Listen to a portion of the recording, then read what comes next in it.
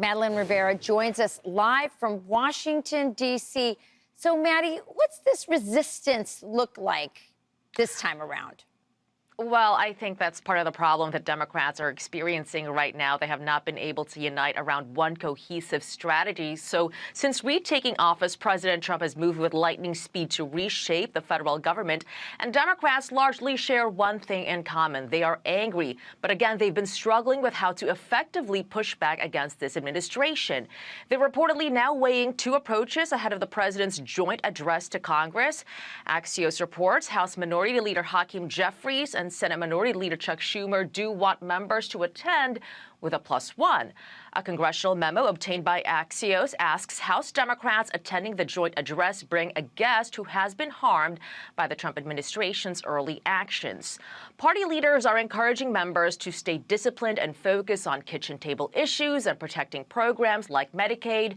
They're hoping that approach resonates more with voters instead of simply interrupting the president's speech. But there are Democrats who believe not showing up at all sends a better message. Per Axios, Senators Bernie Sanders, Elizabeth Warren, Ed Markey, and Martin Heinrich are some of those who are considering not going. Senator Chris Murphy is reportedly also considering not attending, telling Axios when President Trump does the speech, it's not a serious event. Charlie, Rachel, and Peter. All right. Thank you, Thanks, Maddie. You got it. Well, you know, the resistance. I think part of the reason that Nancy Pelosi doesn't want anybody doing anything dramatic, two reasons. One, because what if somebody comes up with something more iconic than ripping a piece of paper? It's possible. Number two, the Dems don't have a seat. They don't have the good seat behind the president this year. Oh, right. And they so can't do the antics. It's going to be J.D. Vance there on the left and Mike Johnson. So anything that they would be doing, any of these rank and file members, it would just come across as too small. I really love your profound cynicism about her motives, and I think that no one has ever gone broke in Washington, D.C. For a lack of cynicism. You can't have too much cynicism. I think you're exactly right about it. But the problem with it is, for her, she doesn't want to be outdone. But the problem is that as the protests become more and more ridiculous and futile. This was, what, 6 years ago, 7 years ago, that she did the alligator clap? The alligator clap, it's so, it was so great. Put that back up. It's better than the baby shark. The baby shark. The baby shark. Listen, it's going to be an interesting night. As you pointed out, Charlie, it's not really a State of the Union because it's only 2 weeks in. 1 month in. Yeah. But usually these events. Okay, come on, you guys. I can't get enough of that. I told you earlier. For weeks after when that happened, I was just clapping at everyone like this. I just loved it. I would take the garbage out, and my wife would go. Good job, Charlie. Way to go. However, I would say this is going to be different because in just a month, he actually has wins. He actually can say, I did this. I shut down the border and illegal crossings are down 90%. I cut this many millions from the government. I eliminated this Department of Waste. I got rid of basically USAID and all the warmongering and regime change crap they were doing in that agency. There is a lot going on right now, and he can get up there in just 1 month and say, I've done this. Look, get ready for more. And the other thing is, if Nancy Pelosi blesses any kind of a Democratic protest ahead of time, that means that she has chosen the successor she thinks is worthy of the Obama, Biden, Pelosi era. And she must be looking at this crop of Democrats right now in the House and thinking, I don't know. I don't know if there is a worthy successor right now. It is AOC, whether she likes it or not. So the leader is AOC. Should we draw straws to see who gets to actually read the quote from Nancy Pelosi? Sure, you go for it. Okay, good. I'll clap for you after. Yeah. Okay. She says that she thinks that they should not do any demonstration. She said, any demonstration of disagreement, whether it's visual or whatever, just let him, as in Trump, stew in his own juices. So is that a euphemism for? It's a hot tub of winning juice. Of winning, yes. Is that a Diet Coke joke? Trump's juice? Yeah, His maybe. Diet I don't Coke? know. It's not a good one if it is. It's not. No. So early. Yeah, I was just say we had Jason Miller on, and here's what he had to say. He gave kind of a preview of what to expect. But I think this is more important than ever because not only of what we've seen President Trump do in this first month in office, historic, by the way. You talked about it earlier, the executive order, securing the border, getting rid of things such as DEI and men and women's sports, getting the framework put together for trade deals with countries like Japan and India. But what comes next is so critical, and this is what you touched on, because the country is in a really bad place from where Joe Biden left it, even with all the fantastic accomplishments that, by the way, I think George Washington and all the rest of the presidents would envy, is what President Trump does to finish getting our country back on track. This is going to be a big night. President Trump always steps up on game night on the big stage. That's what I look forward to seeing on Tuesday. Tuesday is Fat Tuesday. Wednesday is the start of Lent. I think about Jesus saying, "Blessed are the peacemakers." So on that list of wins is also going to be that the Republican Party is now the party of peace, of world peace. I mean, this is really remarkable. This used to be the party of war and the war machine. I forgot that the speech is on Fat Tuesday. Mr. President, if you're watching and anybody protests, just throw beads at them. Yeah, good Just idea. beads. But keep your shirt on. Yeah, no, of course. It's Maybe that's what Nancy has up her sleeve. Well, we'll see about that. MSNBC host Simone Sanders Townsend calling on Democrats to boycott Trump's joint address. Listen. The former comms strategist in me says Democrats should collectively not attend, including Leader Jeffries. We'll see. I think the Democrats are going, and that's part of the dang on problem. Do not attend. Do not attend. Do not attend. Once again, Joe, the party of democracy apparently spitting in the face of, wait for it, democracy.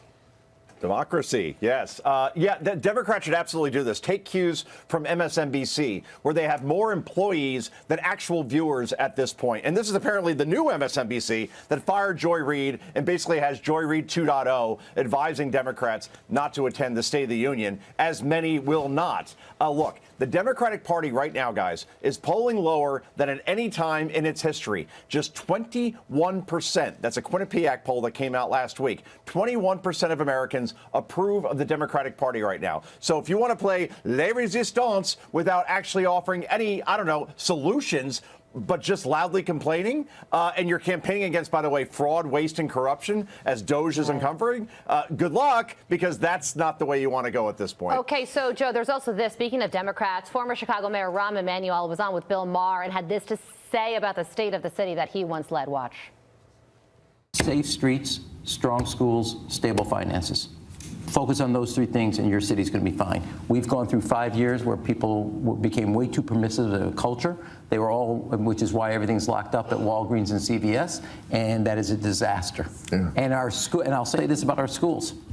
I don't want to hear another word about the locker room. I don't want to hear another word about the bathroom. You better start focusing on the classroom. That's the money soundbite there, Joe. Your thoughts? Yeah, Rahm Emanuel, who left Chicago as mayor at 18% approval. He's getting it right now. He understands that Democrats are not running cities well across the country. And Fareed Zakaria was also on the show. I'll leave it here, guys, real quick. This is a huge Democrat Party problem. Democrat cities are terribly run. Cost of housing is crazy. The budget of New York is twice that of Florida. Lots of taxes, lots of regulation, but nothing gets done. And that's what people see, and that's why this party has a huge branding problem right now. No question. Rahm Emanuel sounds like a Republican. I don't want to hear about the bathroom. Focus on the classroom. That's one that'll stick with you. You know, our producer Anthony said we couldn't get all three topics in plus the steak. We did it. We did. Take that, Anthony. High five, Toddy. Thanks, Joe. Virtual. The wind don't negotiate. Fire don't negotiate. The climate don't negotiate. Those are protesters rallying against Elon Musk's firings in the federal workforce as Democrats fume over a lack of response to President Trump's agenda before tomorrow night's address to Congress. An Axios headline reads, "Fuming Democrats struggle with Trump's speech strategy." Democratic strategist and Third Way co-founder Matt Bennett is here. He will weigh in on that momentarily. But first, Mark Meredith is live out of Washington for us. So, Mark, how are Democrats trying to combat the Trump administration? Sandra, good afternoon to you. Well, Democrats do appear to be split over how best to respond to the president, including tomorrow night's address when he talks to Congress. There are reports nearly a dozen Democratic lawmakers plan to skip the joint address. Connecticut Senator Chris Murphy among those not expected to show up. But others want to use the high-profile moment to highlight what they say are real problems. Politico writing today that some Democrats are bringing guests to highlight the Trump administration's radical overhaul of the federal bureaucracy, including union leaders, laid-off government workers, and others affected by the federal funding freeze. And while some on the left argue it's best not to respond to every controversy coming out of the White House, others argue not responding is even worse. In fact, the problem is the Democrats have been playing dead for too many years. I don't think you play dead. I think you stand up for the working class of this country and make the point.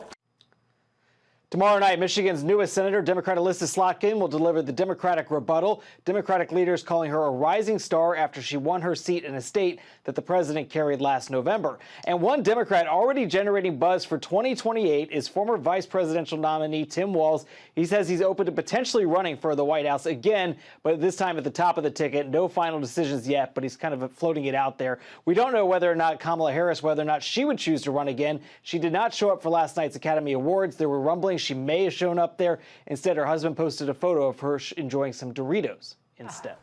Sandra? Well, they can be delicious. Mark Meredith, thank you so much. John?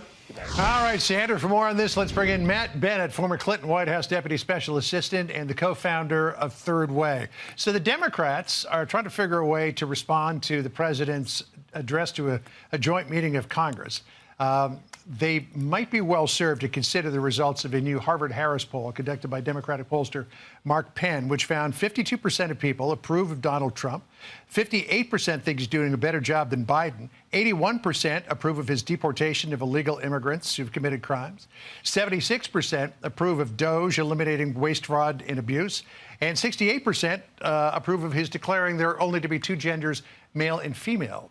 So Given, and the Democratic approval rating, according to this poll, is 36% compared to 51% for Republicans. So what can Democrats effectively do to try to counter this tomorrow night? It doesn't sound like much.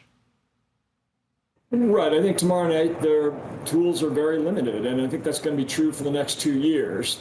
A lot of attorneys general and others have been suing to stop some of the things that Trump and Musk are doing. But the fact is that Republicans control all three, the big branches of government, House, Senate, and the White House. And that means that Democrats can simply point out the things that they're doing that we think are really damaging regular Americans. I think the clip you just showed of those protests outside of federal buildings are not effective ways of making this case. There are more effective ways, or ways of pointing out that Trump was elected to restore order, and instead what he's bringing is chaos. He's firing kind of arbitrarily veterans and firefighters and people working at the VA and people studying Alzheimer's research. Nobody voted for that. But if they're not very clear about the things that really matter to Americans, then it's just going to be a muddle. So I think that's the real challenge for Democrats right now. So the reason why we specifically invited you on, Matt, is because you recently held a retreat in Virginia where you invited moderate Democrats to try to figure out what's wrong with the Democratic Party and how to fix it. Here's what Politico wrote about that retreat. Quote, the retreat's conversation centered on the party's disconnect with the working class. Among the causes of that detachment, weak messaging and communication, failure to prioritize economic concerns, overemphasis on identity politics, allowing the far left to define the party, and attachment to unpopular institutions such as academia, media, and government bureaucracy. I mean, those sound like all good suggestions for what's wrong with the party and maybe paint a way forward for how to fix it. But judging on what we see coming from the Democrats, they're not listening. Well, not yet. I mean, the retreat was just a couple of weeks ago, and we got a long time to figure this all out. When you're out of power, as we are now, you're a party without a leader. I think Republicans found themselves in that position during the Biden years, at least for a time, until they had their presidential nominating process. And right now, that's where we are. So there's going to be a lot of debate inside the Democratic Party. We are a big, broad coalition that includes people all the way on the far left and people on the center left, even now the center right.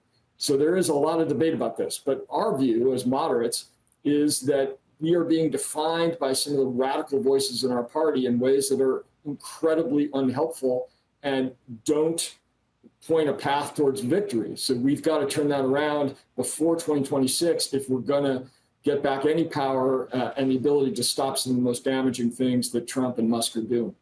So the retreat came up with 20 solutions for the Democratic Party and how they can try to re-engage with working class voters. Among them, I picked 3 here: embrace patriotism, community, and traditional American imagery. Get out of elite circles and into real communities, e.g. tailgates, gun shows, local restaurants, churches, and own the failures of democratic governance in large cities and commit to improving local government. I mean, that sounds like a recipe for the Democratic Party to become the Republican Party. I don't think so. I mean, first of all, I'm not even sure what the Republican Party is anymore. It's just a reflection of whatever President Trump thinks and says on a given day. I mean, the Republicans used to be in favor of taking on Russia, and now, as you were just reporting, that's not so much the case. But I do think that it's true that Democrats have become perceived as moving too far to the left. There's just no doubt about that. I mean, the chair of the Harris campaign said that one of the reasons that she lost the election was because voters viewed her as dangerously liberal. I think that's true. And Democrats are going to have to show voters that that's not the case, that most Democrats running in most places are very moderate. They share their values. They understand their lives. And we have work to do to make sure that people understand that. Matt, great to catch up with you. Thanks for kicking us off this Monday afternoon. Appreciate it. Thank you. All right. Do not attend. Do not attend. Do not attend. I think that State of the Union speech is going to be a farce. I think it's going to be a MAGA pep rally. He is an enemy to the United States. Chanting, do not attend the big speech tomorrow night. All right. So joining me now is Katie Pavlik, and Kevin Walling is also here. You guys, very good to have you here. Welcome to both of you. Thanks for joining us. So, Kevin, what do you think about that suggestion that, do not attend, people shouldn't show up, they should protest the speech tomorrow night? No, you're elected to be there and to hear out the president and to push back where you disagree. I was on a call this morning with Senator Alyssa Slotkin. She's going to provide the Democrats a response to the president's address tomorrow. She's going to be speaking from a town in Michigan that both President Trump carried and she carried. She won the state that Donald Trump carried, the state of Michigan, a key battleground state for Democrats. That's the message Democrats need to send. We can't just be the party of no against Donald Trump. The government shuts down in 10 days. We've also got to be the constructive party here, the party of adults, and offer an alternative vision. We can't just sit out this address. Let's show up, be the adults in the room, and provide an alternative vision. That's what Alyssa Slotkin is going to do tomorrow night following the president's address, and that's what I would say for Democrats going forward. Yeah, Nancy Pelosi, Katie, doesn't recommend any big sort of showy protests, like, for example, tearing up the speech, which she outlined exactly how she did it, because she said parchment is a little thick. It's kind of hard to get your hands through. Exactly. Yeah. Your thoughts on Nancy, who will be there tomorrow night, we're told. Well, Nancy Pelosi is a very shrewd and strategic political thinker, and she wants to win. And so I think that her advice is prudent, but it certainly didn't work last time around. So she's learning some lessons and trying to teach her party that the showboating isn't working to gather voters back into the Democratic coalition that they have lost over the course of the past 10 years to Donald Trump. You look at what Democrats are trying to get together in terms of who they are. They have to really figure out how to deal with the far left of their base, which are the same people who continue to say resist. But if you look at the retreat they just had, there was an excellent piece in Politico about the bullet points that they came away with. And it was things like, embracing traditional American symbols, basically the American flag, maybe, not embracing burning it, or, doing things like being tough on crime, not allowing looters and criminals, violent criminals to come into the country, first of all, and second of all, to rampage through the cities. And there's also the idea of embracing the fact that a lot of Democrats in these big cities across the country, that their policies have failed and negatively impacted the lives of Americans, and that maybe you shouldn't nationalize those policies. And so they've got a lot to do, but most importantly, they have to be authentic. They're having a difficulty with that, and they have to be for something. Donald Trump is for a lot. He said a lot on the campaign trail that he's following through with.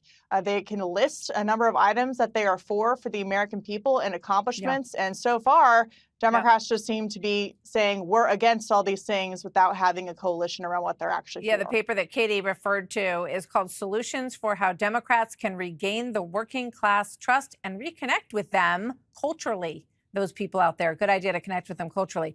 Let me get a quick thought from you, Kevin, on Tim Walz. He did a long-ranging podcast where he suggested, among other things, that, he'd be open to potentially running in 2028. Here he is talking about what happened in 2024. I'll acknowledge this. A large number of people did not believe we were fighting for them in the last election. Absolutely. And that's the big disconnect. We were. Our policies are super popular, but they did not believe that. I'm disappointed in our country. We had a supremely qualified leader, a woman of color. It bothers me. Yes, it bothers me. Is he the guy, Kevin, that you want to see next time around? We shall see. I think, we've got a pretty good bench. I think it is going to be a governor to Governor Walz's point. We've got, Wes Moore in Maryland, Josh Shapiro in Pennsylvania, Gretchen Whitmer. You got a deep bench of Democrats. I hope they will listen to my friend Katie in terms of being authentic and actually standing for something and campaigning for something. It's going to be a wide open race on the Republican side. You're going to interview, a great candidate on the Republican side in Sarah Huckabee Sanders. And it's going to be wide open on that side, too. And, the president has said that, J.D. Vance might not be his particular candidate. So it'll be interesting for 2028, certainly. All right, guys, thank you very much. All the people that you just mentioned could have been in an open primary last summer. Nancy Pelosi wanted that pretty badly. Thank you, guys. Great to have you both here, Martha. Katie and Kevin. Thank you. Martha. The party of flag-burning pro-Hamas lunatics now wants to rebrand themselves as the party of pro-America country music blasting patriots. Democrats reportedly held a comeback retreat last month to reconsider the party's dumpster fire messaging and ditch the far left once and for all. According to Politico, some of the key takeaways were, quote, embracing patriotism, community, and traditional American imagery, pushing back against far left staffers, and owning the failures of Democrats in large cities. Former Chicago Mayor Rahm Emanuel trying to give his party advice on the last one. Safe streets, strong schools, stable finances. Focus on those three things and your city's going to be fine. We've gone through 5 years where people became way too permissive of culture. They were all, which is why everything's locked up at Walgreens and CVS, and that is a disaster. I don't want to hear another word about the bathroom. You better start focusing on the classroom. But the party might be in some big trouble if this serial liar is making a comeback. Tim Walz says he might run for president in 2028 and saying, quote, well, I had a friend tell me, never turn down a job you haven't been offered. If I think I could offer something, I would certainly consider that. All right, I'll start with you, Jessica. Tim Walz, now he isn't known for his, ability to deal with a crisis like Minneapolis. And, he isn't like involved in things that Americans support, like tampons and boys' bathrooms. What do you think he could run on? Well, we'll just put it out here. It's going to be a very crowded field in 2028. I doubt that our nominee will be Tim Walz, but he has a record from running for governor twice in Minnesota that a lot of people would be proud of. I think it's the 6th best state in the country to do business. And there's nothing on the Democratic Party platform for Minnesota about tampons in the bathroom. So I think he would be okay getting up on a debate stage. I'm not sure he would be the choice. I just want to mention that everyone got hot and bothered over the weekend because of this memo that came out of a Third Way meeting, which is a centrist Democratic think tank. And the memo basically said, stop saying crazy stuff. Don't alienate people. There's no reason for it. And the far left lost their minds over it and says, well, we're not going to work with people who think this way and we didn't get invited and blah, blah, blah. That is the correct answer to what happened in 2024. People picked folks that were talking to them like normal people. And you look at the results of the elections, moderate Democrats overperform by 0.5 point to 3.5 points, and far left progressives underperform 0.3 points to 5 points. The Justice Democrats performing the worst out of any cohort on the left. So people really need to stop poo-pooing the way other sides of the party are thinking about things. Just go out, run your race based on the district that you are in. All right, Jesse. You know, the party that, you know, believes in, what is it? What is the reading hour in grammar school to the kids and the transgender and men and women's sport? Yeah, drag queen story hour. I'm sorry, it's not part of my lexicon. You know, burned down cities after, you know, George Floyd. All of a sudden, they want to be patriotic. How doable is this? Yeah, like they're just trying to trick us by sounding like Republicans. Put on a flag pin, go to a football game, dumb the words down for the rubes. It's not going to work. Being patriotic means you want to gobble up Greenland. And you can't fake that type of patriotism. No. You know how I know who a phony person is? When the World Cup comes around. All of a sudden, these so-called men get really into sports. You see them at the bars on a Saturday with beer, and they're yelling all of a sudden. Argentina versus France, calm down, guys. We all know what's going on here. You're trying to impress people that no one cares about. And that's what's wrong with the Democrats. They're always trying to be popular with the wrong crowd, like foreign nations, like the media, like college professors or women. And they always end up sounding like these effeminate snobs who hate America. And everybody doesn't want to be around people like that. That's why the blacks and the Hispanics and all of the young men and all of the unions were like, guys, just get away from us. And they think they can fix this on TikTok. Like, if clicks meant something, then AOC would be their savior. No, Rahm's onto something. It's about classrooms, not bathrooms. If Democrats can focus in on this child safety, child health, child education space and build up from there, they have a real shot. You know, one of the segments they lost was obviously the working class. Sandra, how did they get them back? Well, you know, letting people actually fly the American flag outside their home and not condemning them for that, that's a good start. Rahm Emanuel hit on a lot of really important things here. I mean, he, as the former mayor of a city that I dearly love, it's a city that is terribly struggling right now. He really hit on something for me when he talked about having to lock up the Walgreens and the CVS store shelves.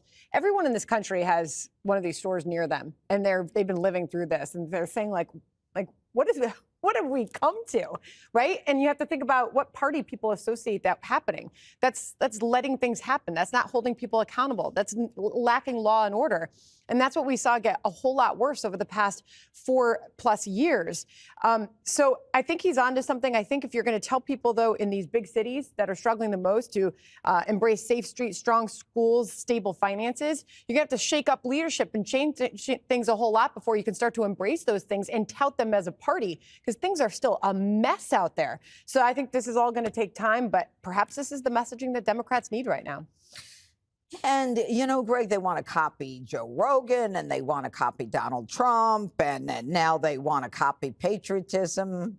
Any ideas? Well, yeah, I have to say, I agree with everything Jesse said, but I'm going to say it in a smarter way. The Dems are acting like Republicans. Yeah. They're saying act like Republicans. The key word is act, not be, but act.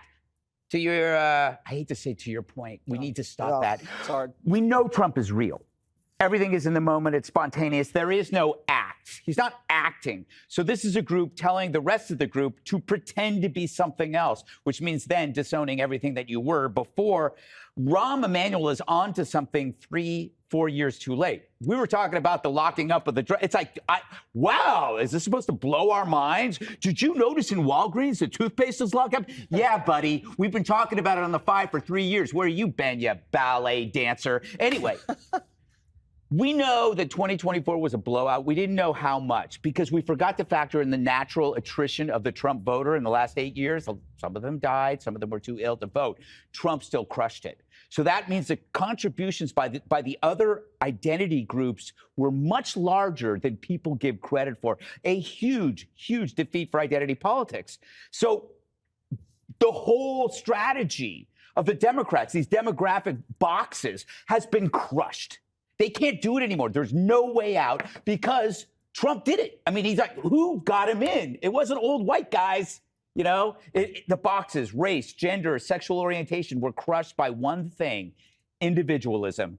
And the Dems developed through identity politics an allergy to individualism because it was a threat to their strategy, which is voting in blocks. If you see yourself as your own person, you won't be part of a block. Then suddenly you are concerned about the everyday issues that everybody else is concerned about. You don't think as a black person, as a Hispanic person. No, you think as a person. And that gets rid of the ideology. The ideology, which is identity politics, is there. So you don't think about your concerns because your concerns are inferior to the greater goal, which is, of course, the ideology, identity politics. I never thought of myself as a white person. Well, everybody thinks of you that way. What do you think of yourself as? As a guy. Yeah, I can see that. Yeah. Up next, Boston's whack job woke mayor is doubling down on her praise for a knife-wielding lunatic.